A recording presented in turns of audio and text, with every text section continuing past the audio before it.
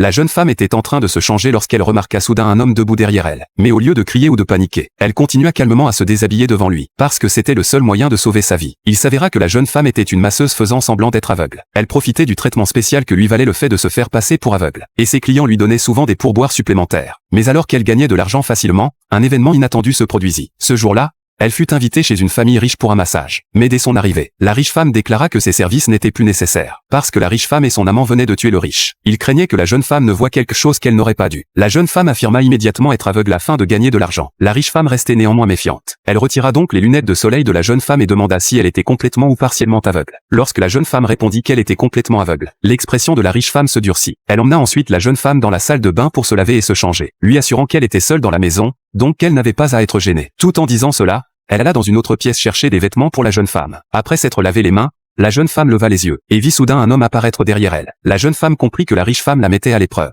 Elle resta donc calme et commença à se déshabiller. Voyant que l'homme n'était pas parti, la jeune femme continua à enlever son pantalon. Le regard de l'homme se fit plus perçant, lorsqu'il remarqua un billet de cinéma dans la poche de la jeune femme. La riche femme vit cela et leva immédiatement une arme, exigeant de savoir pourquoi la jeune femme avait un billet de cinéma dans sa poche. La jeune femme expliqua que, parce qu'elle ne pouvait pas voir, elle avait l'habitude de faire semblant d'être une personne normale. Bien qu'elle ne puisse pas voir le film, elle pouvait tout de même entendre le son, et ressentir l'histoire des personnages principaux. En entendant cela, la riche femme dissipa ses soupçons. Elle alla ensuite chercher des huiles essentielles pour commencer le massage. Pendant ce temps, la riche femme gardait la jeune femme sous étroite surveillance, lui demandant avec curiosité comment elle était devenue aveugle. La jeune femme répondit que cela avait été causé par un accident de voiture qui avait tué toute sa famille, et l'avait laissée aveugle. Le coupable n'avait jamais été retrouvé. La riche femme maudit le responsable, disant qu'il méritait de mourir. Tout en disant cela, elle déplaça discrètement les huiles essentielles à un autre endroit. Lorsque la jeune femme tendit directement la main vers les huiles sans hésitation, l'expression de la riche femme s'assombrit, et elle demanda comment la jeune femme avait pu les trouver si facilement après qu'elles avaient été déplacées. La jeune femme expliqua calmement que chaque flacon avait une forme différente, donc la texture était unique,